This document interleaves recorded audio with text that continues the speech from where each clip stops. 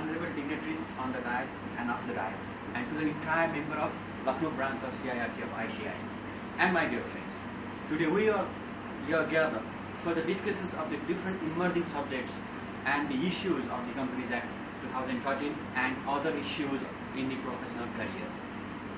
Me, Subhash Thakuri, is presenting on the topic intercorporate loan and loan to directors, which has been dealt in the section 185 and 186 of the Companies Act 2013.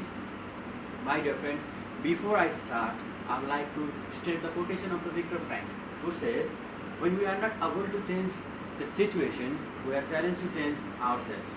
Therefore, my dear friends, my upcoming professionals, my legends, my friends, we are being challenged to change ourselves for the compliance of the new Companies Act 2013, where has been a lot of amendment with the comparisons to the Companies Act 1956. Before I start, I would like to go through a very simple term, loan. What is loan? Nothing. It's a simple loan. A person gives some amount to the another person and take some amount from the another person. Then it is a loan. And it may be no interest or without interest. Maybe interest free. That is what a loan. And it has been very, in the earlier act, 1956, it has been very friendly with these kind of the transactions in between the companies and loan to directors and directors to company. But now the Companies Act 2013 has been amended and make these transactions very transparent and very restricted. What happened?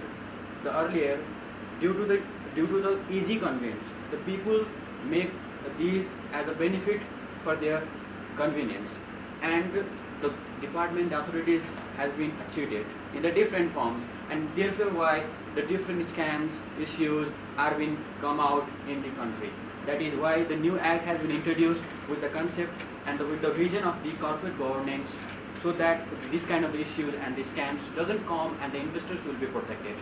That's why, friend, the section 185 and 186 basically deals with this kind of the loan transactions in between the company and the directors.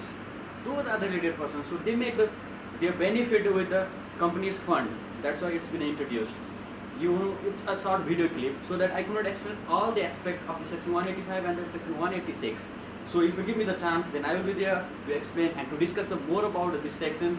And before signing, then I would like to state a quotation of the Alfred Teifer, who is a most renowned, book writer of the USA, who said that the illiterate person of the 21st century is not those persons who can't read and write, but those persons who can't learn, unlearn and relearn. So my dear friends, with this I would like to sign off. Thank you so much.